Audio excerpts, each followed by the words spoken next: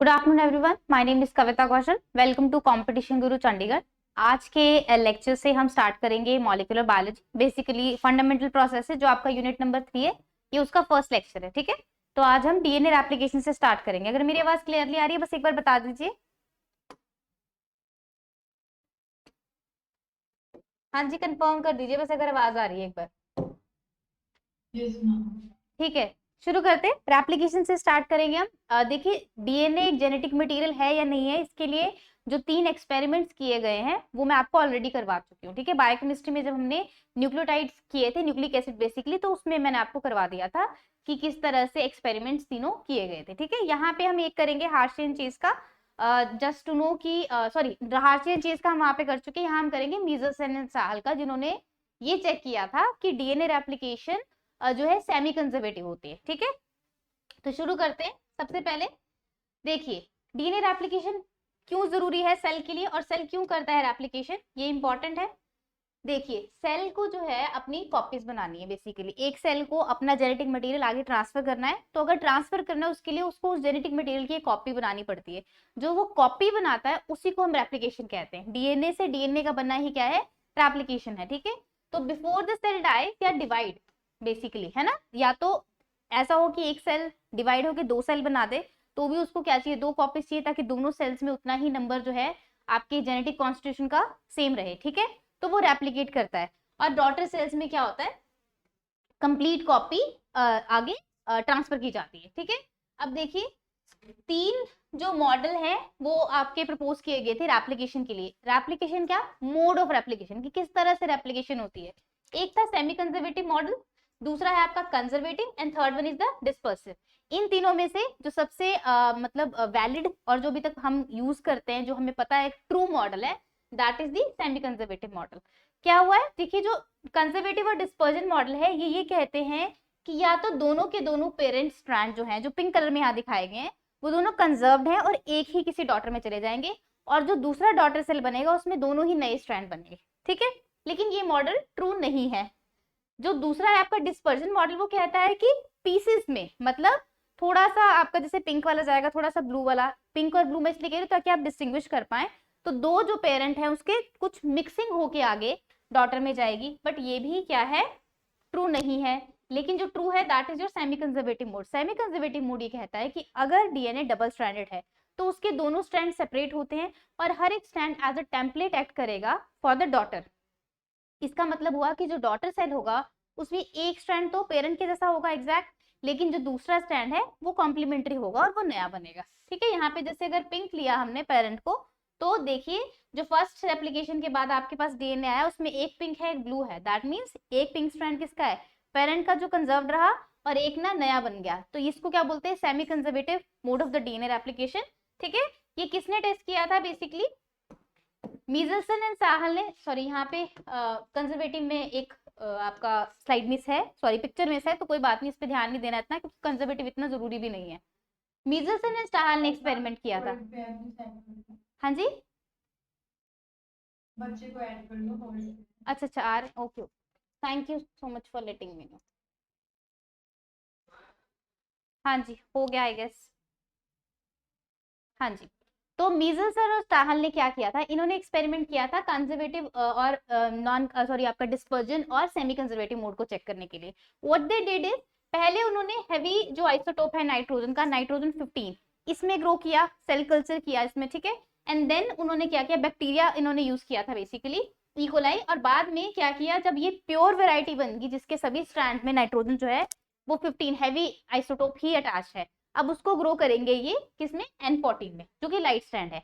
जब N14 की first generation को ये चेक करते हैं तो ये नहीं है, सेमी कंजर्वेटिव वाला है। तो ये देखते हैं कि जब फर्स्ट स्ट्रैंड बनेगा, देखिए अगर आपने डबल से शुरू किया है जिसमें क्या है आपका N15 और N15, ठीक है।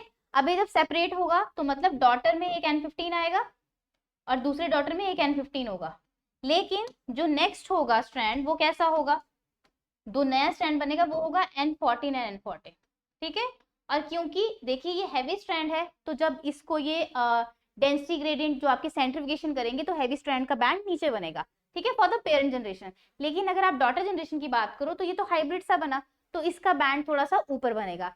इससे नेक्स्ट जनरेशन में और ज्यादा लाइट बैंड क्रिएट होगा, क्योंकि वहां पे फिर N14 एक ये और नेक्स्ट N14 न्यू। तो इस तरह से बैंडिंग पैटर्न हमने चेक करके कंफर्म किया था कि जो डीएनए एप्लीकेशन है वो कैसी है, आपकी सेमी कंजर्वेटिव मोड की है। तो ये कौन सा एक्सपेरिमेंट है, मीजल्सन एंड स्टाहल का, ठीक है जी। सेमी कंजर्वेटिव का क्या मतलब हुआ कि base pairing allows each strand to serve as the template. जो पेरेंट है उसके दोनों स्ट्रैंड सेपरेट होते हैं और हर एक स्ट्रैंड एक डॉटर के लिए एज अ टेम्पलेट की तरह वर्क करता है, ठीक है। And the new strand is 1/2 parent template and 1/2 the new strand. वही देखा हमने कि एक पिंक था तो एक नया ब्लू बन गया, तो आधा वो कैसा है, पेरेंट की तरह है, आधा नया स्ट्रैंड है, ठीक है। ये है आपका semi conservative mode of the replication. Meselson and Stahl ने इस चीज को प्रूव किया था।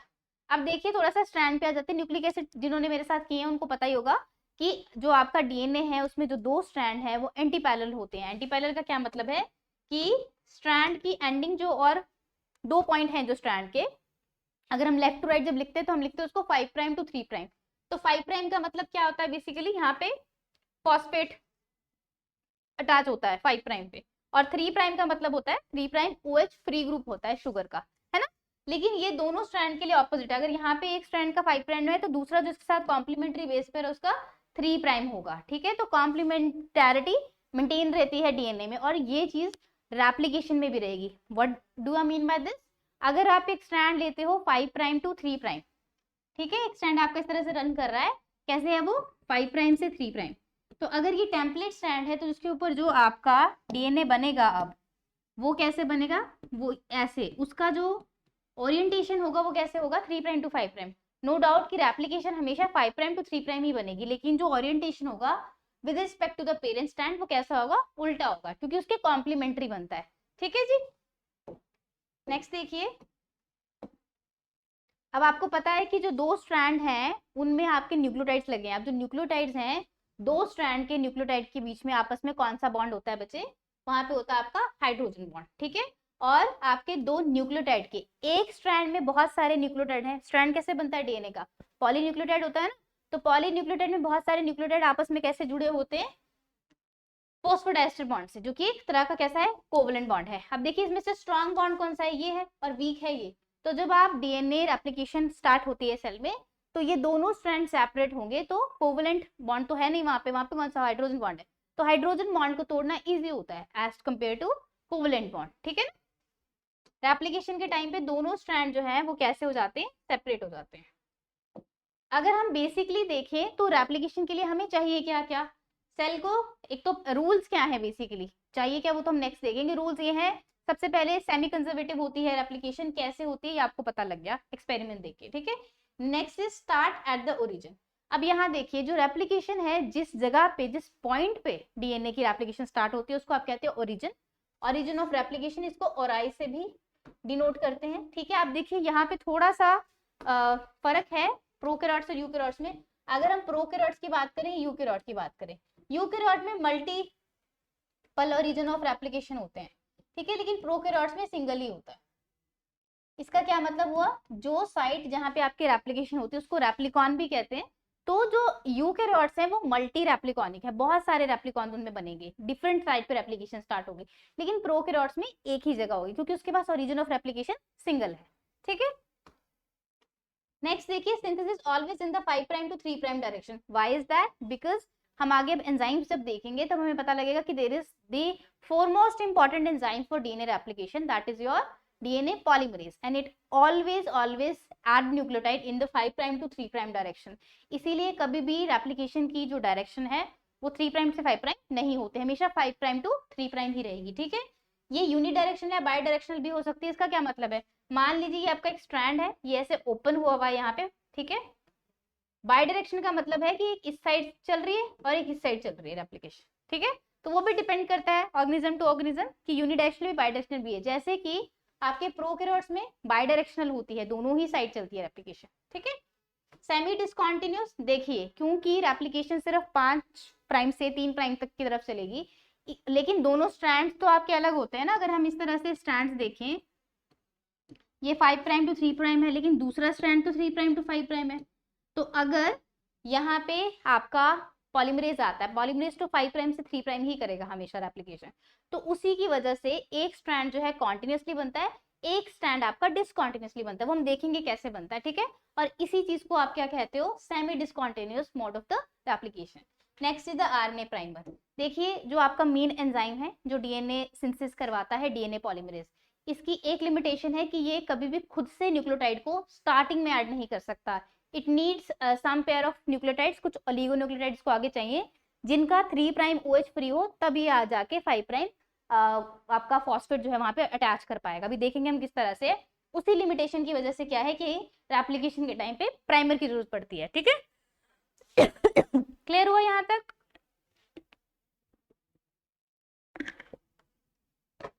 नेक्स्ट देखिए,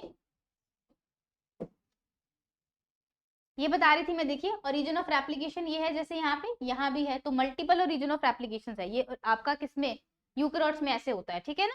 in eukaryotes DNA replication begins at many site, और बाद में तो रेप्लिकेशन होने के बाद क्या होगा, 2 डॉटर आपके डीएनए मॉलिक्यूल्स बन जाएंगे। यही चीज आपको यहाँ पे भी दिखा रखी है, ठीक है, माइक्रोग्राफ में। पार्ट की डिस्क्रिप्शन इंपॉर्टेंट नहीं है? डिस्क्रिप्शन जो नीचे हम लिखा हुआ है ये सब कुछ, हाँ जी। अरे ये तो आपको पीडीएफ मिल जाएगी ना। I am telling you everything whatever is written in here, I cannot just read word to word वर्ड ना। हाँ जी, बट मेरा मतलब है जैसे ओरिजिन है, ये बबल बना है, ये बबल बनने के बाद नेक्स्ट वाला बबल कैसे बना है? अरे वो तो हम करेंगे, अरे करेंगे करेंगे, ये हम ओवरव्यू देख रहे हैं बच्चा।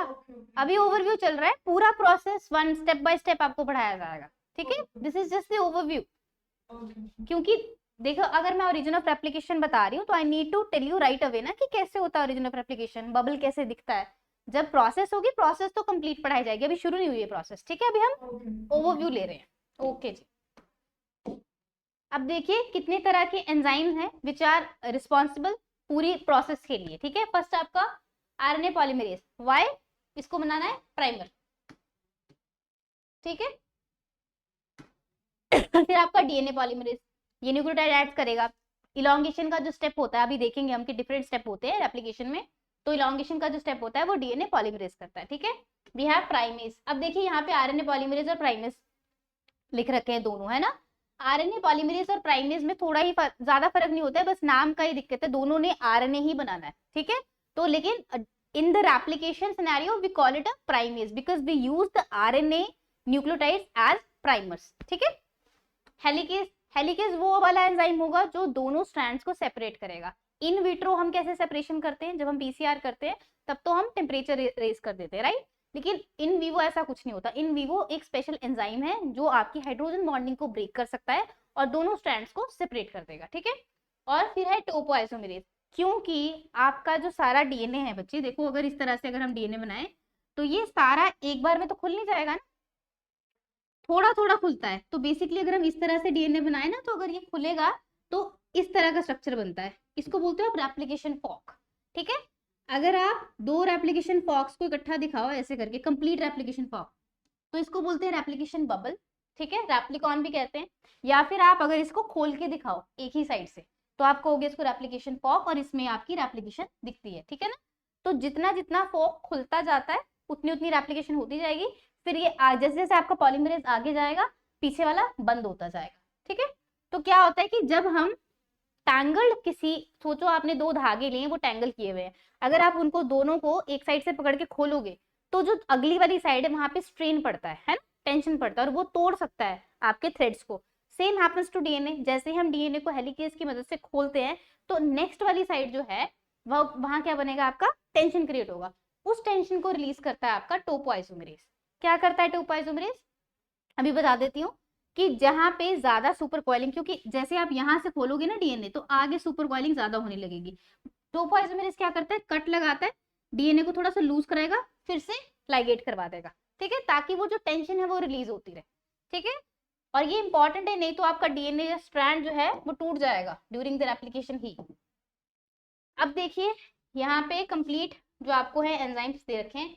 टोपोआइसोमेरेज क्या करता है बच्चे, prevents the torsion by the DNA breaks. मैंने बताया आपको कि जो ज्यादा आपका उलझा हुआ है DNA due to the opening of the strands, उसको स्टेबल कौन करेगा, आपका बेसिकली टोपोआइसोमेरेज, ताकि कट लगाएगा कि थोड़ा सा लूज हो जाए वो, फिर से उसको जोड़ देगा, ठीक है।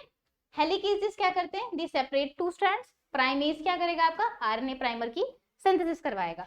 There are one more protein which are single strand binding protein. देखिए जब आपका डीएनए ओपन होना शुरू होता है तो अभी भी उसके ऊपर कॉम्प्लीमेंट्री बेसिस थी ना। फॉर एग्जाम्पल ये आपका बाउंडेड फॉर्म में है, आपने जैसे इसको ओपन किया ये इस तरह से हो गया, ठीक है। यहाँ पे अभी भी क्या है, बाइंडिंग हो चुकी है, यहाँ पे आपके न्यूक्लियोटाइड्स हैं। अभी देखिए फिर भी ये तो है तो कॉम्प्लीमेंट्री न्यूक्लियोटाइड ही, देयर इज चांसेस कि ये फिर से जुड़ जाए आपस में, है ना चांस। तो इसको प्रिवेंट करने के लिए यहाँ पे प्रोटीन आके लग जाता है, that is single strand binding protein, ठीक है, ताकि वो दोबारा से जुड़ ना जाए डीएनए। इसके बाद आपका डीएनए पॉलीमरेज, ये तो मेन एंजाइम है जो क्या करेगा, न्यू स्ट्रैंड की सिंथेसिस करवाएगा। Then you have the tethering proteins, ये क्या करते हैं, स्टेबलाइज करते हैं पॉलीमरेज। पॉलीमरेज के साथ कुछ और प्रोटीन्स होते हैं, अभी हम पढ़ेंगे, तो वो क्या करते हैं, पॉलीमरेज को स्टेबलाइज करते हैं। Then we have the ligase which seals the nick via phosphodiester linkage. Ligase क्यों चाहिए, देखिए जब भी आप रेप्लिकेशन पढ़ते हैं तो आपको पता है अगर ये पेरेंट स्ट्रैंड है, इस पे अगर आपका डॉटर स्ट्रैंड बनना है, ठीक है, तो डॉटर स्ट्रैंड के लिए पहले एक प्राइमर लगता है आके, बाद में पॉलीमरेज आएगा और इस पे आपका न्यूक्लियोटाइड ऐड करेगा। अब ये जो प्राइमर है ये आरएनए प्राइमर है, इसको रिमूव करना है। इसको रिमूव करने के लिए अलग से पॉलीमरेज है, हम पढ़ेंगे कौन से, और फिर इस जगह पे न्यूक्लियोटाइड ऐड करने के लिए पॉलीमरेज है, लेकिन फिर इसको सील करना है, जोड़ना भी है ना इस पॉइंट को, तो उसके लिए आपको क्या चाहिए, लाइगेज। तो ये सील करता है किसको, निक विया द फॉस्फोडाइस्टर लिंकेज। ऐड तो हो जाएगा न्यूक्लियोटाइड, बेस पेयरिंग भी हो गई, लेकिन वो न्यूक्लियोटाइड को दूसरे न्यूक्लियोटाइड से जोड़ने के लिए बीच में फॉस्फोडाइस्टर बॉन्ड बनाना है, तो वो कौन बनाएगा, आपका लाइगेज, ठीक है। यहाँ तक क्लियर हो गया। अब देखिए हम पहले करेंगे आपकी प्रोकैरियोट्स की, और उसके बाद हम यूकैरियोट में देखेंगे ये फर्क क्या है। ऑलमोस्ट सिमिलर है, थोड़े थोड़े कुछ डिफरेंसेस हैं, और आपके जो प्रोटीन्स हैं उनके नाम अलग हैं बेसिकली, और ज्यादा कुछ फर्क है नहीं। देखिए अगर हम प्रोकैरियोट्स की बात करें बच्चे, तो प्रोकैरियोट्स में 3 तरह के डीएनए पॉलीमरेज होते हैं, ठीक है। यहाँ पे 3 लिखा है क्योंकि ये मेन है एंजाइम जो काम करता है। इसके अलावा कौन से होते हैं, एक होता है आपका डीएनए पॉलीमरेज 1 और 2, ठीक है। जो पॉलीमरेज 1 है बच्चे, ये तब काम करता है जब आपने आरएनए प्राइमर को निकालना है, आरएनए प्रोकैरियोट में आरएनए प्राइमर को निकालना और नए न्यूक्लियोटाइड्स वहां पे डालना जो कि डीएनए न्यूक्लियोटाइड्स हों, है ना। तो ये काम किसका है, पॉलीमरेज 1 का, ठीक है। पॉलीमरेज 3 जो है वो मेन एंजाइम है, it is an holo enzyme. What is an holo enzyme, जिसके पास क्या होता है, एपो एंजाइम और आगे कुछ पार्ट लगा होगा, मतलब ये कॉन्जुगेट है बेसिकली, है ना, डिफरेंट सब यूनिट से मिलके बना है। इसकी सब यूनिट्स क्या है, देखिए सबसे पहले ये 2 पार्ट है इसके, जो एक लेफ्ट में और एक राइट में आपको दिख रहा है, ठीक है। थीटा, ये सिमिलर जो पार्ट है वो देखिए, theta theta, epsilon epsilon, alpha alpha, similar है अभी तक, ठीक है। बीटा 2 और यहाँ पे आपका टाई 2। अब बाकी जो ये लगा है ना ये वाला, ये कौन सा है, ये आपका एक कॉम्प्लेक्स है पूरा, ठीक है। देखिए बीटा जो है, बीटा जो सबयूनिट है इसको बोलते हैं बच्चा यहाँ पे बीटा क्लैंप, ये क्लैंप की तरह काम करता है। What is a clamp, clamp is something which holds, है ना। तो बेसिकली होता क्या है, आपके डीएनए के जब 2 स्ट्रैंड सेपरेट करते हैं, तो मैंने बताया था ओरिएंटेशन की वजह से ऐसा होगा कि एक स्ट्रैंड पे कॉन्टिन्यूस डीएनए सिंथेसिस नहीं हो सकती, ठीक है। तो लेकिन उस स्ट्रैंड को घुमा के पकड़ना पड़ता है ताकि उस पर डीएनए सिंथेसिस हो। तो वो जो घुमा के पकड़ने वाला काम है वो आपका कौन करता है, क्लैंप। और क्लैंप को हेल्प करते हैं या फिर क्लैंप को उस डीएनए स्ट्रैंड पे लोड करने का काम करता है आपका ये कॉम्प्लेक्स, समझ आया। तो इसमें से जो बीटा सब यूनिट है वो क्या होगा, बीटा क्लैंप, और जो ये बाकी सारा है गामा के साथ जो लगा है ये सब क्या है, ये आपका क्लैंप लोडर की तरह काम करता है, ठीक है। ये बेसिकली आपका डीएनए पॉलीमरेज है जो बैठेगा कहाँ पे, पेरेंट स्ट्रैंड के ऊपर, और वहां से सिंथेसिस करवाएगा मूव करके किसकी, डॉटर स्ट्रैंड। ये प्रोकैरियोट्स की बात हो रही है, ठीक है ना। देखो अगर हम बात करें कि रेप्लिकेशन होती कैसे, तो पहले एक बंदे का नाम आता है कॉर्नबर्ग, ठीक है। कॉर्नबर्ग जिन्हें इनको नोबेल प्राइज मिला था, इन्होंने बोला था कि 3 स्टेप होते हैं, first is initiation, second is elongation and third is the termination, ठीक है। इनिशिएशन होगी पहले, फिर एलोंगेशन होगी, फिर टर्मिनेशन होगी। इनिशिएशन में क्या होगा, देखा protein binds to the DNA, protein basically enzyme की बात कर रहे हैं, एंजाइम बाइंड करेगा डीएनए के साथ, ओपन करेगा डबल हेलिक्स को, इनिशिएशन का फर्स्ट स्टेप। फिर it prepares the DNA to complementary base pairing. Prepare करने में क्या होगा कि आपका टोपोआइसोमरेज आके लग जाए, सिंगल स्ट्रैंड बाइंडिंग प्रोटीन आके लग जाए। नेक्स्ट स्टेप आपका इलोंगेशन है, इसमें प्रोटीन जो लिखा है ये बेसिकली एंजाइम ही है ना, enzyme connects the correct sequence of nucleotide. कौन सा एंजाइम होगा आपका? डीएनए पॉलीमरेज आएगा, है ना, वो लगाएगा, उसके बाद स्ट्रैंड बनना शुरू हो जाएगा। उसके बाद स्टेप आता है टर्मिनेशन का। टर्मिनेशन में क्या होगा? कुछ प्रोटीन है दे रिलीजेस देयर एप्लीकेशन कॉम्प्लेक्स। वो कैसे होता है वो देखेंगे हम, क्योंकि वो डिफरेंट है दोनों में ही, आपके प्रोकैरियोट्स में भी और यूकैरियोट्स में भी। ठीक है जी। अब देखिए ये एक आपको ओवरव्यू में एक पिक्चर दिखा रखी है। जो मैंने अभी तक सारा बोला वो इस पिक्चर में आपको दिखेगा। देखिए यहाँ पे दो पेरेंट के स्टैंड है, 5 प्राइम से 3 प्राइम, 3 प्राइम से 5 प्राइम, ये ब्लैक वाले। ठीक है, अब यहाँ पे देखिए इस तरफ एक रेप्लिकेशन फॉक ओपन कैसे हुआ है कि अनबाइंडिंग हो गई। ठीक है, हेलिकेज की वजह से फॉक ओपन हो गया। फॉक ओपन हुआ तो लीडिंग स्ट्रैंड की यहाँ पे सिंथेसिस हो रही है। यहाँ पे प्राइमर लगा होगा। ठीक है, एक मिनट, हाँ यहाँ पे प्राइमर लगा होगा, लेकिन जैसे जैसे आपका स्ट्रैंड बनता जाता है आगे, तो बाद में जैसे जब लीडिंग स्ट्रैंड कंप्लीट हो जाएगा तो वो प्राइमर हटा दिया जाएगा। अभी मैं दिखा रही हूँ आपको क्योंकि बन रहा है। जो कॉन्टिन्यूस बनता है स्ट्रैंड वो आपका क्या हुआ? Leading strand. अब ध्यान रखिएगा लीडिंग स्ट्रैंड बनते किसा है? 5 प्राइम टू 3 प्राइम, मतलब इसका जो पेरेंट होगा वो कैसा होगा? 3 प्राइम टू 5 प्राइम। ठीक है ना। अब इसके बाद जो 3 प्राइम टू 5 प्राइम इस डायरेक्शन से देख रहे हैं आप, दूसरी डायरेक्शन में अब 5 प्राइम टू 3 प्राइम है, तो यहाँ पे फिर से आपका क्या बनना है? बनेगा तो 5 प्राइम से 3 प्राइम ही है आपका डॉटर, लेकिन अब डॉटर बनने के लिए रेप्लिकेशन फॉर्क पूरा तो खुला नहीं है, थोड़ा थोड़ा करके खुल रहा है, तो पीसीज में बनेगा ये। ठीक है, इनको आप क्या कहते हो? फ्रेगमेंट्स। कौन से फ्रेगमेंट्स हैं ये? Okazaki fragments. ये जो बन रहे हैं आपके, ये क्या है? ये हैं ओकाजाकी फ्रेगमेंट्स। ठीक है, ओकाजाकी का नाम जिन्होंने डिस्कवर किया था उन्हीं के नाम पे इन फ्रेगमेंट्स का नाम रखा है। ये अराउंड आपके 1000 न्यूक्लियोटाइड्स तक लॉन्ग होते हैं। ठीक है, ये जो फ्रेगमेंट्स हैं, जिस स्ट्रैंड पे फ्रेगमेंट्स से आपका डीएनए फॉर्म हो रहा है, इसको आप कहते हो बच्चे लैगिंग स्ट्रैंड। ठीक है, और डीएनए लाइगेज दिखाया है क्योंकि दो जो आपके फ्रेगमेंट्स बने उनको जोड़ने के लिए भी चाहिए ना कुछ, तो यहाँ पे लाइगेज का काम होता है। बेसिकली स्टार्टिंग में आपका क्या दिखाया है? हेलिकेज। हेलिकेज लगेगा तभी आपका खुलेगा, दोनों जो स्ट्रैंड सेपरेट होंगे। और ये देखो सिंगल स्ट्रैंड बाइंडिंग प्रोटीन दिखाए हैं ताकि आपके दोनों स्ट्रैंड दोबारा से कॉम्प्लीमेंट्री बेस पेयरिंग ना कर ले। अब यहाँ पे एक चीज दिखाई है प्राइमोसोम। ये क्या होता है मैं आगे बताती हूँ, पर यहाँ पे भी आप देख सकते हैं कि जब आपका प्राइमेज, प्राइमेज क्या था जिसने आरएनए प्राइमर बनाना है, और हेलिकेज, ये इकट्ठे जब प्रेजेंट होते हैं तो क्या बनता है आपका? प्राइमोसोम। ठीक है, हेलिकेज क्या कर रहा है? डीएनए को खोल रहा है। प्राइमेज क्या कर रहा है? प्राइमर सिंथेसिस कर रहा है, तो प्राइमोसोम बन जाता है। अब देखिए ये लीडिंग स्ट्रैंड तो सीधा सीधा है, लेकिन जो लैगिंग स्ट्रैंड है ये देखो ये कैसे इस तरह से मूव होके आया है, जो फोल्डिंग होके ऐसे आया है ना, ये क्यों आया इस तरह से? क्योंकि 5 प्राइम टू 3 प्राइम रेप्लिकेशन करवानी है, इसलिए ये इस तरह से फोल्ड होके आया। अब ये जो फोल्डिंग हुई है, जो इस तरह से इसको घुमा के पकड़ा हुआ है, ये किसका काम है? बीटा क्लैम्प का। ठीक है, तो बीटा क्लैम्प की वजह से दिस इज पॉसिबल। यहां तक क्लियर हो गया? हाँ जी बोलो। ठीक है, अब देखो स्टेप्स प्रोकैरियोटिक रेप्लिकेशन में और यूकैरियोटिक रेप्लिकेशन में सेम ही स्टेप है आपका, इनिशिएशन, इलॉन्गेशन, टर्मिनेशन। अभी पहले प्रोकैरियोटिक वाली देख रहे हैं। ठीक है, देखो डीएनए सर्कुलर होता है प्रोकैरियोट्स में। ठीक है, और रेप्लिकेशन स्टार्ट होगी सिंगल ओरिजिन में। मैंने पहले भी बताया कि यहाँ पे मोनो रेप्लिकॉनिक होती है, तो एक ही ओरिजिन में स्टार्ट होगी, और ये बाई डायरेक्शन है, सेमी कंजर्वेटिव है, ये सब तो सेम है। ठीक है, अब देखो क्या होता है। The region of replication DNA associated with the single origin is called replication bubble. जहां पे रेप्लिकेशन स्टार्ट होती है ओपन हो जाएगा उसको रेप्लिकेशन बबल या फिर रेप्लिकेशन आई भी कहते हैं। ठीक है, ये रहा, रेप्लिकॉन भी बोलते हैं।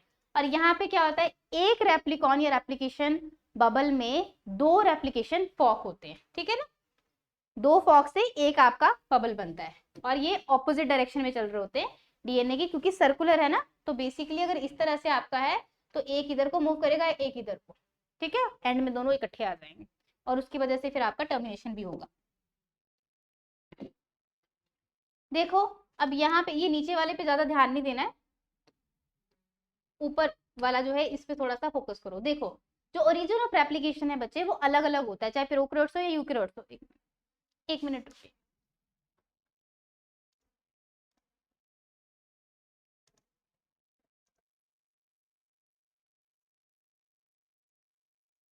हाँ जी, हेलो। देखिए जो ओरिजिन ऑफ रेप्लिकेशन है ये यूकेरियोट्स और प्रोकैरियोट्स में अलग अलग होता है। यूकेरियोट में इस तरह, सॉरी प्रोकैरियोट्स में इस तरह से होता है। रेप्लिकेशन ओरिजिन में 3 जो सीक्वेंसेस हैं वो आपको पता होनी चाहिए। एक होती है आपकी 13 मर सीक्वेंस, ठीक है, then there is one more 9 mer sequence, ठीक है, वो इसमें दिखा, ये रही 9 मर सीक्वेंस, ठीक है, यहाँ दिखाई नहीं गई है बट देयर इज, ये वाली जो पार्ट है जहाँ पे बाइंडिंग दिखाई है ना डीएनए की, ये 9 मर सीक्वेंस ही है। 9 मर सीक्वेंस के बाद there is one more sequence which is 4 mer sequence, ठीक है। तो आपको ओरिजिन ऑफ रेप्लिकेशन जो आपका प्रोकैरियोट्स का है उसमें क्या याद रखना है, 13 मर sequence, 9 mer sequence and 4 mer sequence. ये जो मर सीक्वेंस का क्या मतलब हुआ कि 13 टाइम रिपीट होगा बेसिकली, है ना, और 9 मर सीक्वेंस क्या होगा, 9 टाइम रिपीट्स है, 4 मर सीक्वेंस 4 रिपीट्स वाली सीक्वेंस है, ठीक है। अब जो 13 मर सीक्वेंस है बच्चे ये 80 रिच रीजन होता है, ठीक है। जो आपका 9 मर सीक्वेंस है ये वो है जहां पे सबसे पहले आपका क्या स्टार्ट होगा, अनवाइंडिंग, ठीक है। अनवाइंडिंग या अनजिपिंग स्टार्ट कहाँ होती है, 9 मर पे। अब यहाँ से 4 मर की बात करें तो 4 मर सीक्वेंस में होता क्या है, जीएटीसी, ये सीक्वेंस है। यहाँ पे जो आपका जीएटीसी में आपका मिथाइलेशन होती है एडेनिन पे। एडेनिन जो है ये मिथाइलेटेड रहता है, इसी से पता लगता है कि ये क्या है, आपका पेरेंट स्ट्रैंड। पेरेंट और डॉटर में ये फर्क रहता है ना, क्योंकि दोनों स्ट्रैंड आपस में बन रहे, कैसे पता रहेगा सेल को, तो पेरेंट स्ट्रैंड मिथाइलेटेड होता है क्योंकि डॉटर स्ट्रैंड के बनने के बाद उस पर मिथाइलेशन होती है ना। तो पेरेंट स्ट्रैंड आपका क्या होगा, मिथाइलेटेड। तो यहाँ पे ओरिजिन ऑफ रेप्लिकेशन में जो 4 मर सीक्वेंस साइज है ना बच्चे आपका, वहां पे क्या है, वो मिथाइलेटेड है, ठीक है जी। अब यहाँ पे एक बात बता देते हैं, जो 13 मर सीक्वेंस होती है इसकी 2 कॉपीज होती हैं, ठीक है, मतलब 13 सीक्वेंस वाली 2 होंगी, ठीक है। और जो आपकी 9 मर सीक्वेंस है ना बच्चे उसकी 5 कॉपीज होती हैं। ये है 9 मर, इसकी कितनी है, 5 कॉपीज, ठीक है। और जीएसीटी जो है वो भी, उसकी भी होती है, उसकी 11 कॉपीज है। जो 4 मर वाली है इसकी 11 कॉपीज। एक बार मैं फिर रिपीट कर देती हूँ, जो आपका 80 रिच रीजन है वो है आपका 13 मर वाला, और 13 मर की कितनी कॉपीज है, 2। 9 मर जो है आपका वो क्या है, वहां पे कॉपीज है आपकी 5, ठीक है। और जो 4 मर है वो 11 कॉपीज है। और 4 मर है क्या, 4 मर से समझ आ रहा है ना, जीएटीसी 4 है, ये 4 न्यूक्लियोटाइड, तो इसमें ए जो है आपका वो मिथाइलेटेड रहता है। यहाँ तक समझ आ गया,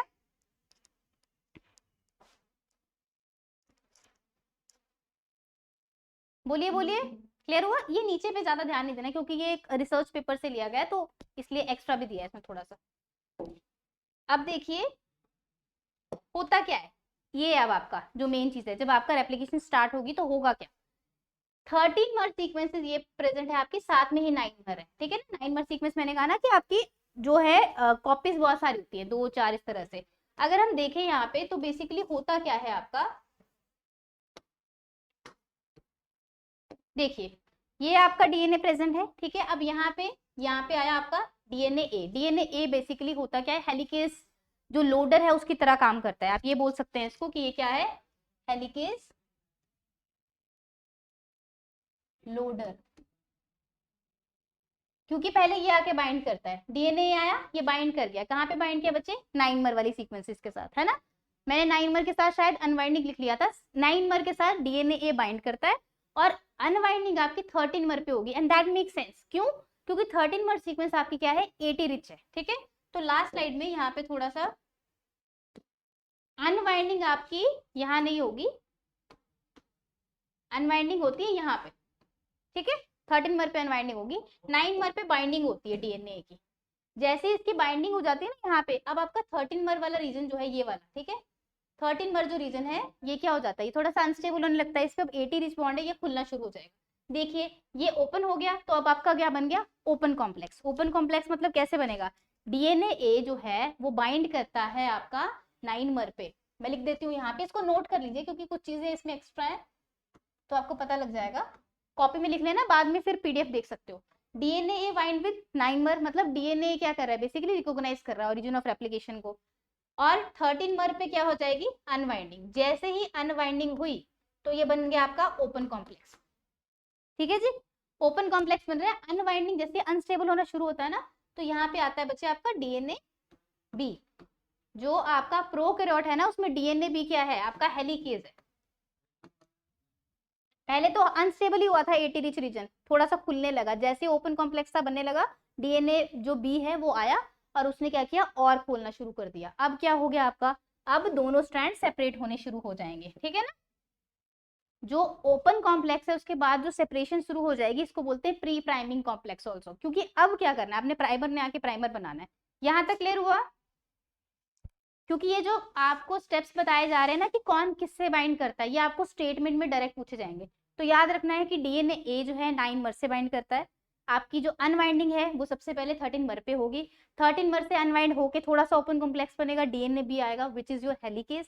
हेलिकेज जो है वो खोल देगा कॉम्प्लेक्स को। अब जब खुल गया कॉम्प्लेक्स तो इसको बोलेंगे आप प्री प्राइमिंग कॉम्प्लेक्स भी बोल सकते हैं, क्योंकि अब प्राइमर आके काम करेगा। Is it clear? ठीक है, हाँ जी, वेरी गुड। अब देखिए, जब रेप्लिकेशन हो रही होती है तो दो पेरेंट स्ट्रैंड को सेपरेट होना है। हमने हेलिकेज तक कर लिया ना, हेलिकेज आगे अब दोनों पेरेंट स्ट्रैंड जो है सेपरेट हो जाएंगे। अब ये जो है हर दोनों strand as a template act करेंगे for the next daughter DNA, doctor बनने के लिए, ठीक है ना। वहां पे क्या होगा, जो नई कॉम्प्लीमेंट्री डॉटर स्ट्रैंड है वो डीएनए पॉलीमरेज बना देगा आके, ठीक है।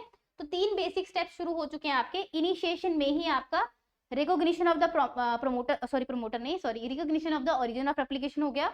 ओपनिंग ऑफ द स्ट्रैंड भी इनिशिएशन में ही हो गया है, खुल चुका है आपका वो। और लास्ट स्टेप जो इनिशिएशन का है दैट इज प्राइमिंग, वो भी यही हो जाएगा, ठीक है। तो यहाँ एक बार फिर से देख लो कि क्या हुआ, डीएनए ए की बाइंडिंग हुई है 13-14। ये जो है ना, जब डीएनए ए बाइंड करता है ना तो यहाँ पे एक एटीपी भी यूज होता है। तो ये थोड़ा सा जो आपका ओरिजिन ऑफ रेप्लिकेशन रिकॉग्निशन कर रहा है ना डीएनए ए, ये एनर्जी डिपेंडेंट प्रोसेस है, ठीक है। तो ये एटीपी का यूज करता है। और ये कहाँ पे बाइंड हुआ था बच्चे आपका? 9 मर पे, ये याद रखना है, ठीक है। 9 मर पे बाइंड हुआ था ये।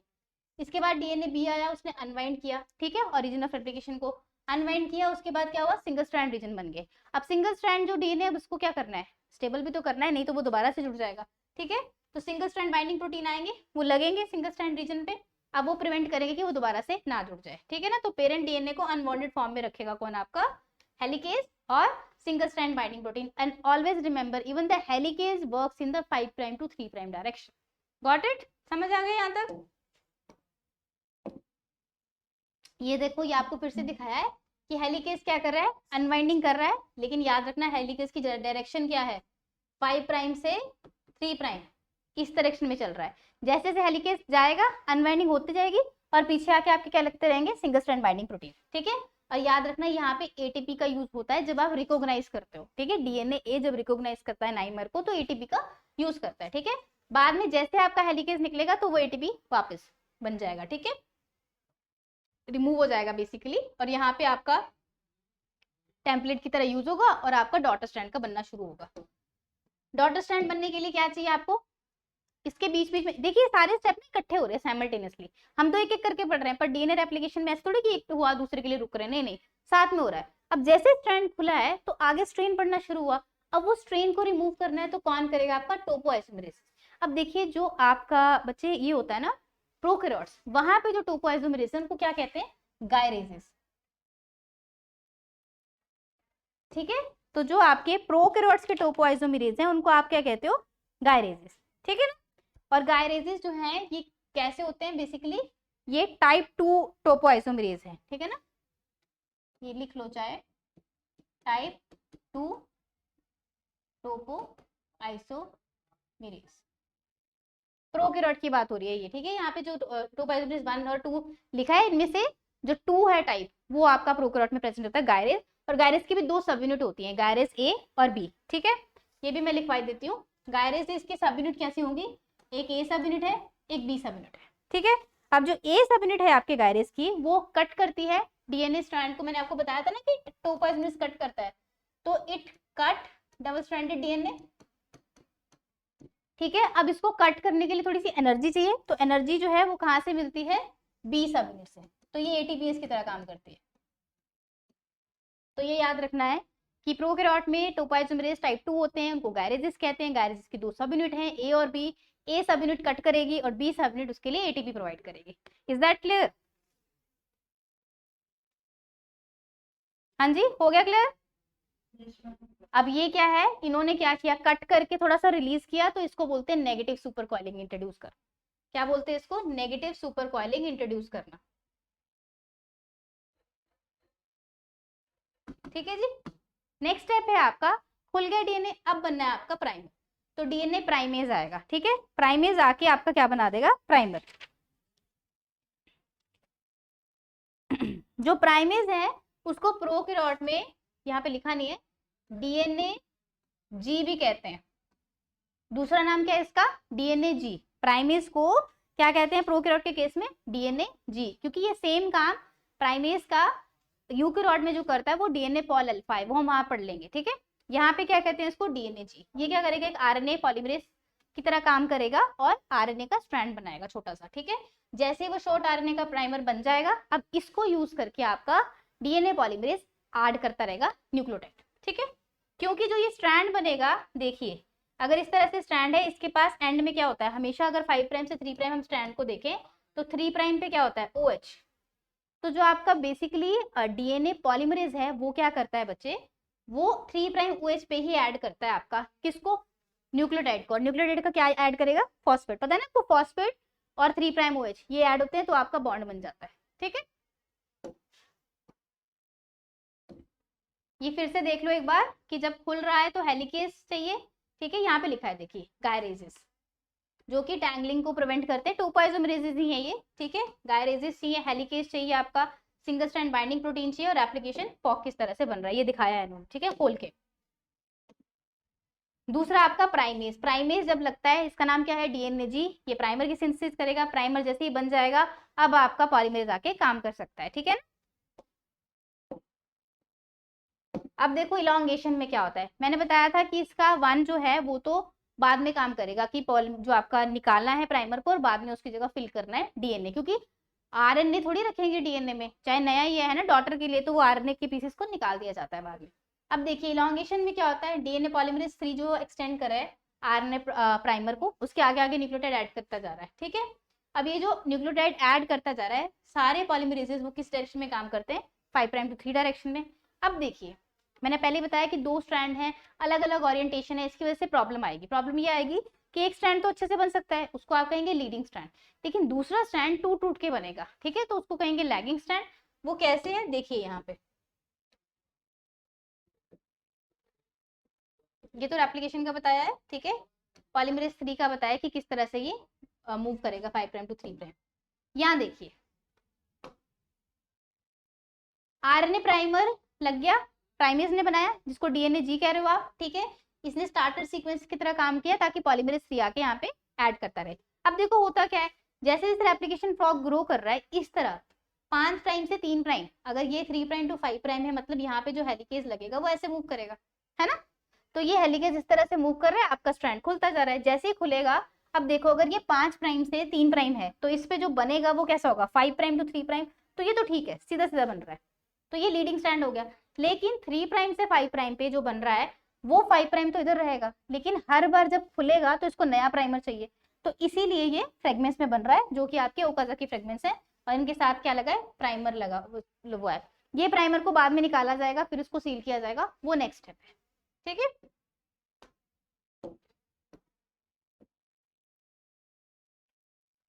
जब ये प्राइमर्स को निकालना होता है वो स्टेप कैसे होता है वहां देखिए, ये प्राइमर को रिमूव करता है आपका डीएनए पॉलीमरेज 1, ठीक है। This remove the section of the RNA primer, और क्या रिप्लेस कर देता है वहां पे, डीएनए न्यूक्लियोटाइड डालेगा। डीएनए न्यूक्लियोटाइड डाल दिए उन्होंने, तो कॉम्प्लीमेंट्री बेस पेयरिंग कर ली, लेकिन जब एंड पॉइंट आएगा ना जहाँ पे इसने न्यूक्लियोटाइड डाला होगा, वो वहां पे फॉस्फोडाइस्टर बॉन्ड बनाना है, वो कौन बनाएगा आपका, डीएनए लाइगेज। तो ये ग्लू कर देगा उसको बेसिकली, ठीक है। तो यहाँ से आपका रेप्लिकेशन क्या हो जाएगा, कंप्लीट हो जाएगा बेसिकली।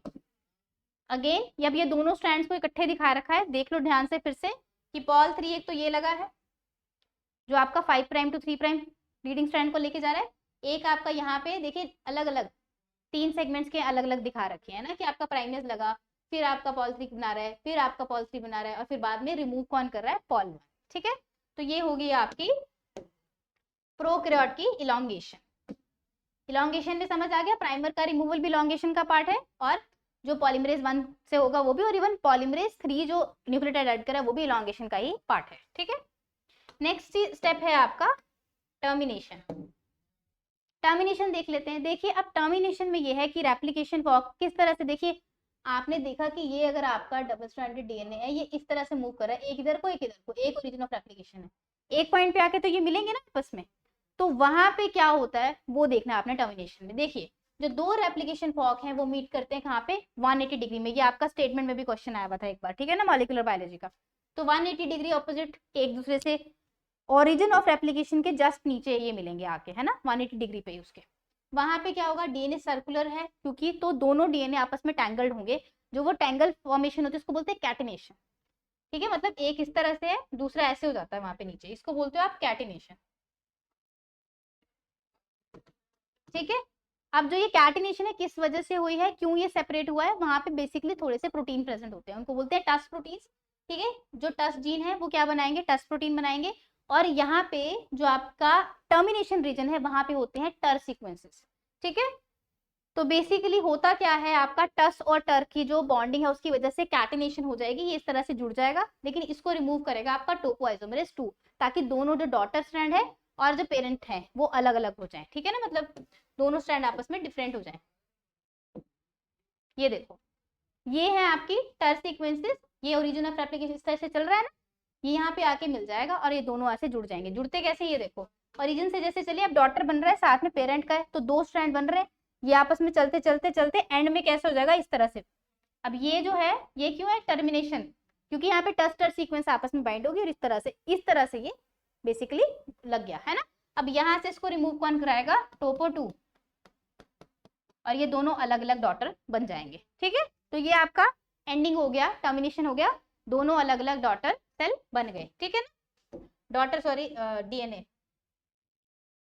अब यहाँ पे एक क्वेश्चन आना चाहिए दिमाग में कि आरएनए प्राइमर क्यों नेसेसरी है, बार बार वही बात है, डीएनए पॉलीमरेज डायरेक्ट सिंथेसिस नहीं करवा सकता, ठीक है, उसको एंडिंग के लिए चाहिए, ठीक है। आरएनए प्राइमर नेसेसरी है for the activity of DNA ligase की।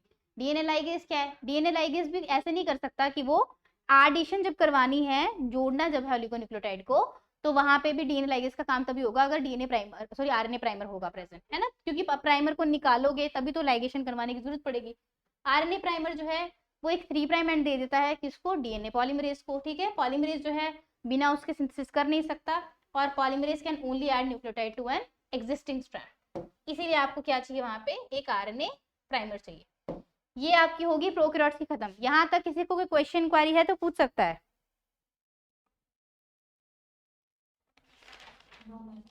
ठीक समझ आ गया ना। ये एक चीज है यहाँ पे जो आपके टस्टर सीक्वेंसेस है ना बच्चे, उसकी वजह से होता क्या है, जब टस्टर और सर सीक्वेंस आपस में बाइंड करती है ना, तो एक स्ट्रैंड को तो जाने देती है जो नया वाला बना होगा, है ना, मतलब एक पेयर ऑफ स्ट्रैंड को जाने देती है, दूसरे को नहीं जाने देती, इसीलिए आपका कैटिनेशन फॉर्म होता है। आपको क्वेश्चन ये भी आता है कि कैटिनेशन को रिमूव कैसे करते हैं, तो टोपोआइसोमरेज 2 करता है, ठीक है, ये याद रखना है आपने।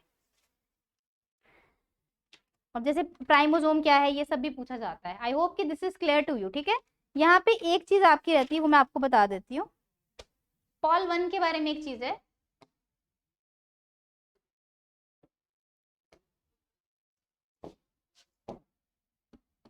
मैंने आपको बताया डीएनए पॉलीमरेज 1, 2 एंड 3, तो 1 के बारे में एक चीज है, देखिए 1 के पास, हर एक पॉलीमरेज के पास एक एक्टिविटी होती है 5 prime to 3 prime polymerase activity, ये तो सबके पास होगी।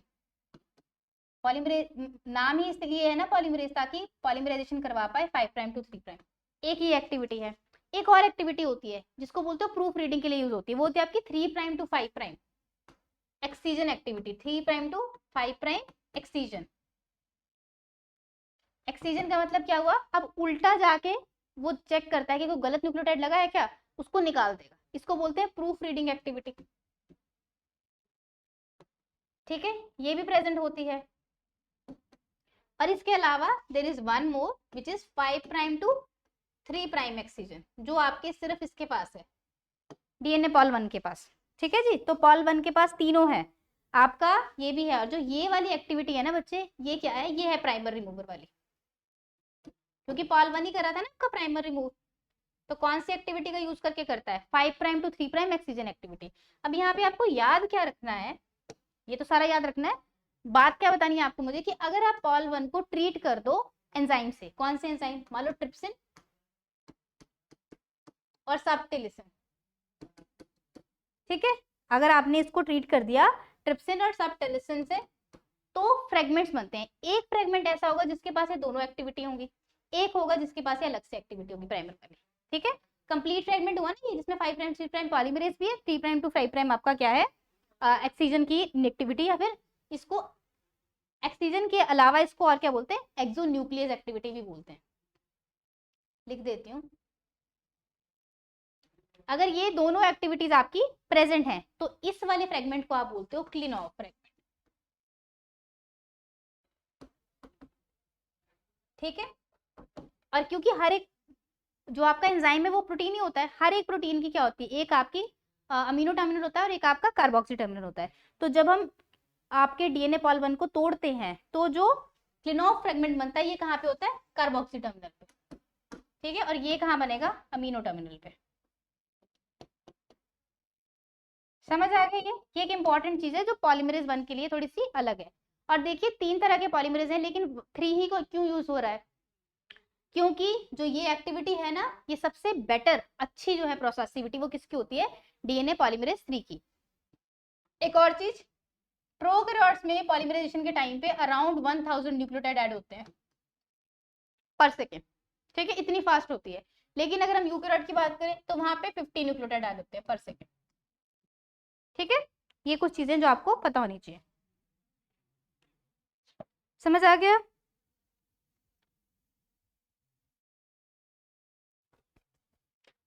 यहाँ पे पॉलीमरेज 1 का पता लग गया कि ये क्या करता है, प्राइमर रिमूव करवाता है और वहां पे काम करता है। पॉलीमरेज 3 तो मेन है, पॉलीमरेज 2 क्या करता है, देखिए जो पॉल 2 है ना आपका, इसको बेसिकली तब यूज किया जाता है जब कभी बीच में रेप्लिकेशन रुक जाए ड्यू टू सम रीजन। सोचिए कि रेप्लिकेशन आपकी स्टॉल हो गई ड्यू टू सम रीजन, तो वहां से जब रेप्लिकेशन को शुरू करना है फॉर दैट पर्टिकुलर स्टेप, तब आपका पॉल 2 यूज किया जाएगा। जैसे ही स्टार्ट हो जाएगी कंप्लीट तो फिर से पॉल 3 आके लग जाएगा।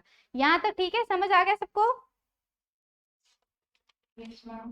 ठीक है, अब देखते हैं हम पॉलीमरेज आपकी सॉरी यूकैरियोट्स की एप्लीकेशन। ज्यादा फर्क नहीं है, बस आपका जो इनिशिएशन का थोड़ा सा स्टेप है वो थोड़ा सा अलग है as compare to the prokaryote, ठीक है, बाकी तो ऑलमोस्ट सेम ही है। रेप्लिकेशन यूकैरियोट में कैसे होती है, देखिए यूकैरियोटिक जो रेप्लिकेशन है आपकी, एक मिनट, हाँ जी, कहाँ पे होती है, एस फेज में। प्रोकैरियोट्स में भी वैसे सेल साइकिल चलता है ना, तो एस फेज में रेप्लिकेशन हमेशा कहाँ होगी आपकी, एस फेज में होगी, ठीक है। यहाँ पे सेल साइकिल हम पढ़ेंगे, अगर सेल बायोलॉजी आपने मेरे साथ की तो आप सेल साइकिल भी पढ़ोगे, तो उसमें डिफरेंट फेजेस होते हैं। देयर इज इंटरफेस जिसमें आपका ये G1 है, S है, आपका G2 फेज है, फिर आपका माइटोसिस का फेज होता है ना, तो ये पूरे सेल साइकिल के फेज है। तो S फेज वो होता है जहाँ पे आपका क्या होता है, रेप्लिकेशन होता है। लेकिन यूकैरियोट में एक क्लू है कि S फेज से पहले जो आपका G फेज है ना, G1 फेज बेसिकली, वहां पे ना प्री रेप्लिकेशन कॉम्प्लेक्स बनना शुरू हो जाता है। वो कैसे बनता है वो बताती हूँ आपको। देखिए प्री इनिशिएशन जो आपका है या प्री रेप्लिकेशन जो कॉम्प्लेक्स, प्री इनिशिएशन ही कहेंगे, रेप्लिकेशन तो दूसरा होगा। प्री इनिशिएशन जो कॉम्प्लेक्स है वो आपका G1 फेज में बनना शुरू हो जाता है, ठीक है। यहाँ पे क्या होता है, क्रोमोसोम का जो मतलब मल्टीपल ओरिजिन रेप्लिकेशन है वो ओपन होने शुरू होंगे, ठीक है। और हम अगर यीस्ट की बात करें तो यीस्ट में जो ओरिजिन ऑफ रेप्लिकेशन है, जैसे हम वहां पे क्या कह रहे थे, ओराई कह रहे थे ना वहां पे प्रोकैरियोट्स में, यहाँ पे इसको कहते हैं ऑटोनोमसली रेप्लिकेटिंग सीक्वेंस। तो ये क्या है, ये ओरिजिन ऑफ रेप्लिकेशन है यीस्ट के लिए, ठीक है। देखिए इनिशिएशन में होता क्या है, जो फर्स्ट स्टेप है फॉर्मेशन का, that is pre initiation replication जो होनी है, प्री इनिशिएशन रेप्लिकेशन कॉम्प्लेक्स बनेगा। तो यहाँ पे होता क्या है, 2 स्टेजेस हैं। फर्स्ट स्टेज होगी आपकी जिसमें नो सीडीके एक्टिविटीज, ये याद रखना है, ये आपको एग्जैक्ट पूछ लेते हैं पेपर में। फर्स्ट स्टेज में कोई भी सीडीके समझते हो ना, cyclin dependent kinases. What are kinases, kinases basically phosphorylate है ना, काइनेसिस वो जो किसी को फॉस्फोरेट करते हैं। यहाँ पे साइक्लिन डिपेंडेंट है, मतलब साइक्लिन जो प्रोटीन है उन पे डिपेंड करते हैं ये काइनेसिस, और फॉस्फोरेशन के लिए यूज होंगे, ठीक है। यहाँ पे क्या होता है, G1 फेज में इसको जो आपका प्री इनिशिएशन कॉम्प्लेक्स बनना होता है ना, इसको लाइसेंसिंग भी कहते हैं। मतलब it is kind of stage की अगर ये पास हो गई तो रेप्लिकेशन स्टार्ट हो ही जाएगी, ठीक है। अगर ये वाली स्टेज पास नहीं हुई तो नहीं होगी, तो लाइसेंसिंग फेज भी कह सकते हैं इसको आप, ठीक है। अगर ये फेज नहीं चलता, लाइसेंस यहाँ पे नहीं मिलता मतलब सेल को, तो सेल कभी भी इनिशिएशन नहीं कर पाएगा। होता क्या है इसमें, binding of the origin of replication complex, ORC क्या है यहाँ पे, ओरिजिन ऑफ रेप्लिकेशन कॉम्प्लेक्स। तो ORC की बाइंडिंग होगी टू द ओरिजिन पहले, ठीक है। ORC कैसे बनेगा, ये ORC जो है बच्चे, ये हेक्सामेर ऑफ रिलेटेड प्रोटीन से बना है, 6 प्रोटीन से बना है आपका ORC, ठीक है। And remain bonded to even after the DNA replication occur. Replication हो जाने के बाद भी ये बाउंडेड रहता है ओरिजिन ऑफ रेप्लिकेशन के साथ, ठीक है, एंड में निकलता है ये। इसके बाद फर्दरमोर जो ORC है ये एनालोगस है प्रोकैरियोटिक DNA। अब DNA याद आ रहा है, DNA क्या था आपका, लोडर था बेसिकली, है ना, हेलिकेज लोडर। तो यहाँ पे ORC भी क्या हुआ, ये भी एक तरह से एक हेलिकेज लोडर की तरह ही काम कर सकता है, ठीक है ना। अब देखो क्या हुआ, सबसे पहले ORC आके लगा ओरिजिन ऑफ रेप्लिकेशन पे, इसके बाद आता है आपका CDC6 एंड CDC18 ये जो है, और CDT1 है, 6 और 8 का एक कॉम्प्लेक्स है और एक 1 है, ये दोनों आके लगेंगे, ठीक है। Coordinate the loading of the MEM जो है इसको बोलते हैं मिनी क्रोमोसोम मेंटेनेंस, और ये है यूकैरियोटिक हेलिकेजेस। यूकैरियोट में जो हेलिकेज प्रोटीन है वो क्या है आपका MEM, ठीक है। तो ओरिजिन ऑफ रेप्लिकेशन पे आपका ओरिजिन ऑफ रेप्लिकेशन कॉम्प्लेक्स आके लगा, फिर क्या लगा वहां पे CDC6-8 और CDT1, ठीक है। इन्होंने क्या किया, इन्होंने लोडिंग करवानी है MEM की जो हेलिकेज है बेसिकली, ठीक है। तो ये भी एज अ लोडर, पूरा कॉम्प्लेक्स एज अ लोडर भी काम कर सकता है ना, ठीक है। MEM जैसे ही लगेंगे is thought to be major eukaryotic helicases. यहाँ पे होगा क्या, ये कॉम्प्लेक्स जो है प्री रेप्लिकेशन जो इनिशिएशन का कॉम्प्लेक्स है, इसमें CDT1 गेट डिस्प्लेस। बेसिकली होता क्या है आपका, जो MEM है ना हेलिकेजेस, इनकी फॉस्फोरिलेशन करवानी है, तभी आपको यहाँ CDK चाहिए। तो यहाँ पे जो CDK है और आपका CDT1 है, ये सब क्या है, ये तो सिर्फ लगाने के लिए काम आ रहे हैं। CDC6-8 और CDT1 इन्होंने क्या किया, MEM को लगा दिया। अब MEM की क्या होगी, फॉस्फोरिलेशन होगी। फॉस्फोरिलेशन कैसे होगी, ये देखिए, DDK ये काइनेजेस है, ये फॉस्फोरेट करेगा, और दूसरा आपका CDK काइनेज होता है, ये लिखा है, ठीक है। DDK फॉस्फोरेट करेगा MEM को, ठीक है, विच एक्टिवेट्स इस हेलिकेज एक्टिविटी, ताकि हेलिकेज एक्टिविटी स्टार्ट हो और अनवाइंडिंग होनी शुरू हो। अगेन DDK और CDK recruit another protein called CDC45। CDC45 क्या करेगा, recruit all other replicating proteins. ध्यान से सुनिए, ओरिजिन ऑफ रेप्लिकेशन पे पहले ओरिजिन ऑफ रेप्लिकेशन कॉम्प्लेक्स आके लगा, उसके बाद उस पर कुछ प्रोटीन्स आके लगे। वो प्रोटीन्स क्या थे, जो आपके helicase which is basically MEM उसको ओरिजिन ऑफ रेप्लिकेशन पे लेके आ रहे थे, CDT6-8 और CDT1। इसके बाद क्या होता है कि जैसे ये लगा देते हैं, ये निकलेंगे प्रोटीन, और क्या लगेगा आके आपका DDK और CDK, ये दोनों काइनेजेस हैं, MEM को फॉस्फोरेट करेंगे। फॉस्फोरेशन करने के बाद क्या होता है, हेलिकेज एक्टिविटी स्टार्ट हो जाएगी, अनवाइंडिंग शुरू हो जाएगी, लेकिन साथ में ही ये क्या करेंगे, और प्रोटीन्स को भी वहां पे रिक्रूट करवाएंगे, ऐसे प्रोटीन्स जो डीएनए रेप्लिकेशन में काम करेंगे। समझ आया यहाँ तक, वो प्रोटीन एक नाम क्या है, CDC45, समझ आया यहाँ तक, यस मैम। ठीक है। ये आपका बेसिकली है क्या इनिशिएशन, प्री इनिशिएशन बेसिकली, है ना। तो यहाँ तक आपको जो फॉस्फोरिलेशन है वहां तक का जो स्टेप है वो क्या है आपका प्री इनिशिएशन वाला। फॉस्फोरिलेशन एक बार होगी तो हेलिकेज एक्टिविटी शुरू हो जाएगी, तो ये एस फेज में एंटर कर चुका है मतलब, ठीक है ना। तो एस फेज में होगा तो वो हो जाएगा इनिशिएशन। इनिशिएशन स्टार्ट हुई तो आपका दोनों स्ट्रैंड्स खुलने शुरू हो जाएंगे। ये पार्ट थोड़ा सा बस डिफरेंट है आपके प्रोकैरियोट से। इलॉन्गेशन में तो सिंपल सीधा वही है, न्यूक्लियोटाइड ऐड करने, पहले प्राइमर लगेगा वो करेगा ऐड, और फिर उसके बाद आपका क्या होगा, जो प्राइमेज है बेसिकली, यहाँ पे एक चीज याद रखनी है, जो आपका यूकैरियोट में प्राइमेज है, वहां पे जो था वो प्राइमेज अलग था, यहाँ पे प्राइमेज अलग है। वहां पे प्राइमेज को क्या बोलते हैं, DNA जी। यहाँ पे जो प्राइमेज होता है वो होता है DNA पॉल अल्फा, ये याद रखना है। इसने प्राइमर बना दिया, उसके बाद आता है पॉल डेल्टा जो सिंथेसिस करेगा 5 prime to 3 prime DNA polymerase के। यहाँ पे याद रखिए कि जो आपका DNA पॉलीमरेजेस इन यूकैरियोट्स हैं बच्चे, वो कैसे होते हैं, वो हैं alpha, beta, delta, epsilon, and there is one more gamma. Gamma is solely for the mitochondrial genome, ठीक है। अल्फा है आपका प्राइमेज की एक्टिविटी करता है, ठीक है। फिर बीटा और जो डेल्टा है बेसिकली ये है जो मेजर काम कर, बीटा और डेल्टा नहीं, डेल्टा और एप्सिलॉन है जो मेजर काम करते हैं, ये वाले डेल्टा और एप्सिलॉन, ठीक है। ये लीडिंग स्ट्रैंड, ये लैगिंग स्ट्रैंड, ये लीडिंग स्ट्रैंड, और बीटा जो है आपका ये तब काम करता है जब रिपेयर होती है, ठीक है। एक बार फिर रिपीट कर देती हूँ, जो लैगिंग स्ट्रैंड है उसके लिए आपका क्या है, यहाँ लिख ही देती हूँ मैं, you can write it down, I just right it, तो इसको एक बार लिख लीजिए।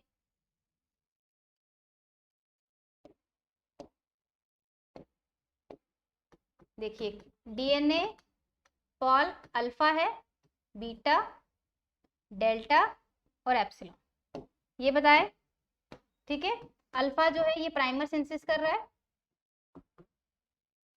तो इसको प्राइमर भी प्राइमेज भी कहते हैं बेसिकली आपका, है ना। और जो आपका बीटा है बेसिकली वो क्या करता है, वो गैप फिलिंग का काम करता है। जैसे वहां पे डीएनए पॉल 1 कर रहा था, है ना, वैसे यहाँ पे गैप फिलिंग कौन कर रहा है, आपका बीटा कर रहा है। ठीक है, अब जो डेल्टा है आपका ये क्या करता है, रीडिंग करता है लैगिंग स्ट्रैंड पे synthesis,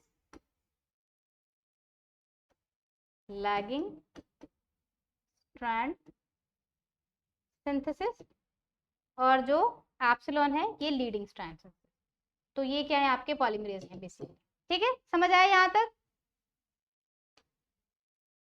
yes ma'am. Elongation same ही तरह से होगी, इलॉन्गेशन में कोई फर्क नहीं है। ये देखिए ध्यान से, यहाँ पे क्या है, सेम चीज देखिए, हेलिकेज लगा, उसने ओपन कर दिया स्ट्रैंड, दोनों स्ट्रैंड खुल गए। जैसे ही खुले आगे स्ट्रेन पड़ा, टोपो आइसोमेरेज आ गया। अब यहाँ पे टोपो आइसोमेरेज ही बोलते हैं, ठीक है, यहाँ पे गायरेज नहीं बोलेंगे। टोपो आइसोमेरेज 1 2 डिफरेंट टाइप के हो सकते हैं यहाँ पे, क्योंकि प्रोकैरियोट्स में तो 2 टाइप ही है, यहाँ पे तो 1 भी है 2 भी है। लग गया आगे सिंगल स्ट्रैंड बाइंडिंग प्रोटीन लग गए। अब आपका पॉल देखिए डेल्टा आ गया, और यहाँ पे आ गया पॉल एप्सिलॉन होगा एक जगह। ठीक है, डेल्टा बच्चे लीडिंग स्ट्रैंड करता है, आई थिंक मैंने गलत लिख दिया वहां पे, हाँ ये उल्टा है, डेल्टा करता है नहीं ठीक लिखा है, गलत है सॉरी। जो डेल्टा है आपका वो लीडिंग स्ट्रैंड बनाता है, और जो एप्सिलॉन है आपका वो लैगिंग स्ट्रैंड बनाता है, तो उल्टा है ये, ठीक है ना। इस आपको नेक्स्ट से पता चल जाएगा स्लाइड से, तो वो तो वैसे भी आपने लिखा तो आएगा नहीं आपके पास, है ना। तो जो डेल्टा है वो लीडिंग स्ट्रैंड बना रहा है आपका, ठीक है, इस तरह से चल रहा है साइड में स्लाइडिंग क्लैंप। अब याद रखिए वहां पे मैंने आपको कहा था जो पॉलीमरेज है जो उसमें स्लाइडिंग क्लैंप का काम है वो बीटा सब यूनिट करती है। यहाँ पे जो आपका पॉलीमरेज है उसके पास भी स्लाइडिंग क्लैंप है, लेकिन वहां पे जो काम करते हैं उसका नाम क्या है, पीसीएनए। अब जो पीसीएनए है इसकी फुल फॉर्म है प्रोलिफरेटिव सेल न्यूक्लियर एंटीजन। क्या है ये, प्रोलिफरेटिव सेल न्यूक्लियर एंटीजन। ठीक है, ये क्या है, ये बीटा क्लैम्प की तरह काम कर रहा है यूकैरियोट में। ठीक है, प्रोकैरियोट में बीटा क्लैम्प क्या है, बीटा ही है, खुद से बीटा सब यूनिट ही है। ठीक है, और उसके साथ वहां पे गामा, मैंने क्लैम्प लोडर बताया था ना कुछ, उसको गामा कॉम्प्लेक्स था बड़ा सा, यहाँ पे भी क्लैम्प लोडर होता है, उसको आरएफसी बोलते हैं। और आरएफसी की फुल फॉर्म होती है आपकी रेप्लिकेशन फैक्टर कॉम्प्लेक्स। ठीक है, आरएफसी क्या है आपका, रेप्लिकेशन फैक्टर कॉम्प्लेक्स। ये क्या है, ये क्लैम्प लोडर की तरह काम करता है। थोड़े से डिफरेंसेस है, नाम अलग है, काम तो ठीक सेम ही है। ठीक है, पीसीएन यहाँ दिखा रखा है, आरएफसी नहीं दिखाया। ठीक है, तो ये लीडिंग स्ट्रैंड की सिंथेसिस हो रही है, यहाँ पे लैगिंग स्ट्रैंड की कैसे हो रही है, इस तरह से मूव करके देखिए, ये प्राइमेज लगा और डिफरेंट आपके आके पॉल एप्सिलॉन जो है वो क्या कर रहा है, सिंथेसिस कर रहा है लैगिंग स्ट्रैंड पे। ठीक है जी, अब टर्मिनेशन की बात कर लेते हैं। देखिए टर्मिनेशन कैसे होती है, जब डीएनए रेप्लिकेशन जो है अब क्या करनी है, बंद करनी है। ठीक है ना, टर्मिनेशन के टाइम पे डीएनए रेप्लिकेशन जो है, आरएनए प्राइमर रिमूव होगा, प्राइमर रिमूव होगा तो उसकी जो गैप फिलिंग है वो कौन कराएगा, आपका बीटा, पॉल बीटा करवाएगा। यहाँ लिखा नहीं है पर आप लिख सकते हैं, पॉल बीटा करवाएगा। और जो रिमूव होता है प्राइमर वो कैसे होता है, 5 प्राइम टू 3 प्राइम आपकी एक्सोन्यूक्लियस एक्टिविटी की वजह से। ठीक है ना, प्राइमर रिमूवल हो जाता है। इसके बाद एक और एक्सोन्यूक्लियस एक्टिविटी होती है आपकी डीएनए पॉलीमरेज की, ठीक है, जिससे आपका प्रूफ रीडिंग होता है, वो 3 प्राइम टू 5 प्राइम है।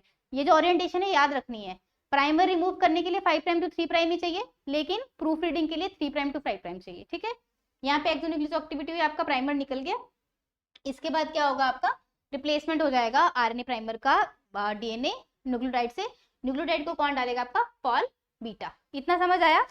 अब लेकिन यहाँ पे एक चीज है, टस्टर सीक्वेंस तो नहीं बनती, क्योंकि वो तो है नहीं ना, कैटिनेशन तो हुई नहीं, तो क्योंकि राउंडेड नहीं है ना, सीधा है डीएनए तो। लेकिन अब यहाँ पे एक चीज है कि जैसे ही आपका मानिए इस तरह से स्ट्रैंड बना था, है ना, ऐसे जब आपने प्राइमर निकाला ना, तो होता क्या है बेसिकली, जैसे प्राइमर रिमूव करते हैं तो 2 चीजें आपको ब्रेक करनी होती है। पहला होता है एच बॉन्ड, दोनों के बीच में एच बॉन्डिंग है ना, डीएनए और आरएनए प्राइमर के बीच में, पेरेंट डीएनए और आरएनए प्राइमर के बीच में एच बॉन्डिंग है, उसको ब्रेक करना है। पहली चीज ब्रेकिंग ऑफ एच बॉन्डिंग। ठीक है, और दूसरा होता है कि न्यूक्लियोटाइड से जुड़ा हुआ है, बाकी तो आपने निकाल दिया, लेकिन जो लास्ट न्यूक्लियोटाइड है वो भी तो जुड़ा है ना दूसरे वाले न्यूक्लियोटाइड से, तो उसको न्यूक्लियोटाइड को जो रिमूव करना है वो क्या होता है, फॉस्फोडाइस्टर बॉन्ड ब्रेकेज। ये समझ आ रहा है ना बच्चे, कि अगर मैं यहां से लिख के बताऊं आपको, मान लीजिए पेरेंट स्ट्रैंड था, ठीक है, ये आपका बन गया डॉटर स्ट्रैंड, ठीक है, ये डॉटर स्ट्रैंड बना, ये आपका प्राइमर है। जब प्राइमर निकालते हो यहाँ पे बीच में बॉन्डिंग हुई है, एक तो ये बॉन्डिंग तोड़नी है और दूसरी बॉन्डिंग ये वाली भी तो होगी, एक न्यूक्लियोटाइड दूसरे न्यूक्लियोटाइड से जुड़ा है ना। तो ये दोनों को जोड़ने तोड़ने के लिए दो तरह के प्रोटीन होते हैं आपके, किसमें, यूकेरियोट्स में। पहला जो है जो आरएनए ये वाला एच बॉन्ड को जो ब्रेक करेगा, मतलब बेसिकली डीएनए आरएनए हाइब्रिड को जो तोड़ रहा है वो है आपका आरएनएस, ठीक है। आरएनएस कौन सा, ब्रेकिंग ऑफ एच बॉन्ड है ना। उसके बाद जो फॉस्फोडाइस्टर बॉन्ड को तोड़ेगा ये होता है आपका फ्रैप न्यूक्लियस, बेसिकली यूकेरियोट में इसका नाम है FPN1 और ये आरएनएस H है ऊपर वाला, ठीक है। तो ये दो हैं आपके जो क्या करते हैं, प्राइमर रिमूवल में हेल्प करते हैं। इसके बाद रिमूव हो जाएगा प्राइमर और आपका रेप्लिकेशन होके कंप्लीट होगी। अब एक चीज है, क्योंकि ये राउंडेड नहीं है, एंड्स हैं। अब देखिए एंड पे जैसे ही प्राइमर, जो आखिरी वाला प्राइमर होगा ना, जब वो निकला तो उस जगह पे अब ऐड करने न्यूक्लियोटाइड मुश्किल है, किसके लिए, डीएनए पॉलीमरेज के लिए। क्यों, क्योंकि डीएनए पॉलीमरेज को तो ऑलरेडी चाहिए ना कोई primer 5 prime to 3 prime move करने के लिए। तो यहां से जब आप इसको निकाल दोगे तो ये वाली सिंथेसिस कैसे होगी, या तो इसके आगे कुछ लगाओ, तो इसको कहते हैं आप एंड रेप्लिकेशन प्रॉब्लम। ये कहाँ पे होती है आपकी एंड रेप्लिकेशन प्रॉब्लम, आपकी होती है यूकेरियोटिक डीएनए में। देखिए ये लिखा है, जब यूकेरियोटिक ऑर्गेनिज्म में लीनियर डीएनए है तो देयर इज अ प्रॉब्लम। जैसे ही आप प्राइमर को निकालते हो तो 5 प्राइम एंड जो है डॉटर स्ट्रैंड का इज रिमूव्ड। अगर आप 5 प्राइम एंड नहीं है तो there is not proceeding for the 3 prime OH नहीं प्रेजेंट है। 3 प्राइम OH नहीं है तो डीएनए पॉल लगाएगा कैसे आके, तो देयर इज अ प्रॉब्लम, ठीक है। तो इस केस में अगर ये प्रॉब्लम रहे तो हर रेप्लिकेशन के बाद वो छोटा सा जो स्ट्रैंड है वो तो कभी भी रेप्लिकेट होगा ही नहीं, और वो छोटा स्ट्रैंड हमेशा डिलीट होता रहेगा, और इसको क्या बोलोगे आप, एंड रेप्लिकेशन प्रॉब्लम या मिसिंग डीएनए प्रॉब्लम, ठीक है।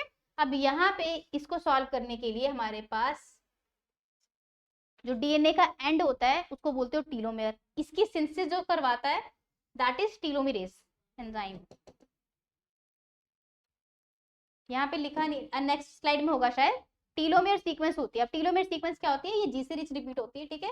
This sequence is known as the telomere sequence. यहाँ पे रिपीट्स हैं टीलोमेयर सीक्वेंसेस के डिफरेंट। अगर organism to organism telomere sequence vary करती है। आपको ह्यूमन की पता होनी चाहिए, ह्यूमन की क्या है, ये रही, ठीक है, TTAGGG। ये क्वेश्चन में आ सकता है सीधा सीधा ही। ये सीक्वेंस एक याद कर लो, कॉम्प्लीमेंट्री तो साथ में याद होगी, ठीक है। TTAGGG ये आपकी क्या है, टीलोमेयर सिंथेसिस है, सॉरी टीलोमेयर सीक्वेंस है। तो टीलोमेयर की एप्लीकेशन के लिए आपके पास एक दूसरा एंजाइम है विच इज टीलोमेरेज। जो टीलोमेरेज है ये डीएनए पॉलीमरेज है, लेकिन ये आरएनए डिपेंडेंट है, क्योंकि ये आरएनए टेम्पलेट को यूज करके एक डीएनए बनाएगा, उस डीएनए को पेरेंट स्ट्रैंड के आगे ऐड करेगा, फिर उसका 3 प्राइम OH अवेलेबल होगा, तो आपका जो है उसके कॉम्प्लीमेंट्री सीक्वेंस को डालना आसान होगा, ठीक है ना। किसके लिए, डीएनए पॉलीमरेज के लिए। देखिए किस तरह से होता है, सीधा यहाँ दिखा देती हूँ आपको। ये देखिए, अब ये जो सीक्वेंस है ना बच्चे, ये आपकी किसके लिए है, ये बैक्टीरिया है एक, इसके लिए ये, ठीक है ना, टेट्राहाइमिना। ये ह्यूमन की नहीं बता रखी, लेकिन होता सेम ही है सब में, बस सीक्वेंस ही चेंज होगी। तो हमने टेट्राहाइमिना का एग्जांपल लेके उसमें देखी है आपकी टीलोमेयर रिपेयर कैसे है। देखिए यहाँ पे ये सीक्वेंस प्रेजेंट है, ठीक है, टीलोमेयर टेम्पलेट है।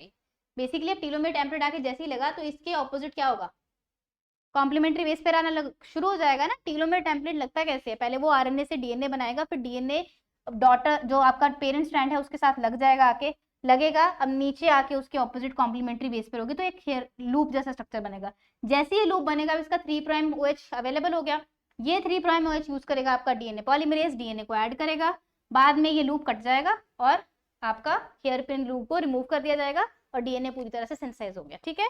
अब एक चीज सुनिए ध्यान से, जो टीलोमेरेज है ह्यूमन में वो कहाँ पे होता है, या तो जर्म सेल में जो आपके गमीट फॉर्मिंग सेल है, या फिर ये होता है आपके स्टेम सेल्स में, बाकी सेल्स में नहीं होता। And it is basically one of the reason for the ageing, क्योंकि टीलोमेरेज नहीं है तो एंड रेप्लिकेशन प्रॉब्लम हमेशा परसिस्ट करती है, ठीक है। तो एक टाइम के बाद it start deleting those genes जो कि क्या है, इंपॉर्टेंट भी है, ठीक है। तो ये वन ऑफ द रीजन है फॉर द एजिंग, ठीक है। और ये होता किसमें है, ह्यूमन के केस में जर्म सेल और स्टेम सेल में अच्छे से होता है, और सोमेटिक सेल में ना के बराबर है, मतलब बहुत ही कम लेवल होता है इसका। समझ आया इतना आपको? Yes ma'am. ठीक है। And the last thing for the application जो आपको पता होनी चाहिए, that is the Fidelity of the DNA application. What is Fidelity? Fidelity का मतलब ये है कि कितने अच्छे से आपकी एप्लीकेशन हो रही है, क्योंकि देखो एक एक न्यूक्लियोटाइड ऐड हो रहा है, कहीं पे भी गड़बड़ होगी तो म्यूटेशन हो जाएगी, लेकिन ऐसा नहीं होता है। फर्स्ट थिंग, क्यों नहीं होता? क्योंकि आपकी 3 prime to 5 prime exonuclease activity है पॉलीमरेसिस के पास, and this is for the proof reading. ये वापस जाता है, चेक करता है कि कोई गलत तो नहीं लग गया न्यूक्लियोटाइड, अगर गलत लगा तो उसको निकाल के सही डालेगा। ठीक है। बहुत कम चांसेस होते हैं, मिलियंस में एक बार आपका कोई न्यूक्लियोटाइड गलत रह जाएगा तो शायद म्यूटेशन हो, तो ठीक है ना, तो म्यूटेशन के चांसेस भी कम है, क्योंकि आपका पॉलीमरेज बहुत अच्छे से काम करता है, इट इज वेरी एफिशिएंट। लेकिन फिर भी म्यूटेशंस होती हैं, मतलब चांसेस तो है ही है। दूसरा है आपका मिसमैच रिपेयर सिस्टम। ये जो रिपेयर सिस्टम है ये हम कल करेंगे, ये आपके यूनिट का, इसी यूनिट का जो फर्स्ट चैप्टर है उसका सेकंड पार्ट है ये, डीएनए रिपेयर। तो रिपेयर सिस्टम में क्या होता है कि अगर बाई चांस कोई रह भी गया न्यूक्लियोटाइड जो गलत लगा है ना, तो उसको सॉल्व करने के लिए we have the whole system dedicated to that, कि कैसे आपने गलत न्यूक्लियोटाइड निकालने हैं, गलत बेस पेयर निकालने हैं, या गलत सेगमेंट है उसको निकालना है, और उसकी जगह एक्चुअल जो है आपका कॉम्प्लीमेंट्री सेगमेंट डालना है वहां पे। ये आप पढ़ेंगे डीएनए रिपेयर में, ये हम कल करेंगे। ठीक है। तो आज आपने सारा कर लिया एप्लीकेशन में, इससे बाहर आपको कुछ करने की जरूरत नहीं है। ठीक है। I hope you learn something. अगर समझ आ गया एक बार बस बता दो। क्लियर हो गया यहाँ तक का? Yes ma'am. ठीक है। चलिए फिर करते हैं क्लास का एंड आज। Thank you so much and I will see you in the next class. चलो कीप स्टडिंग।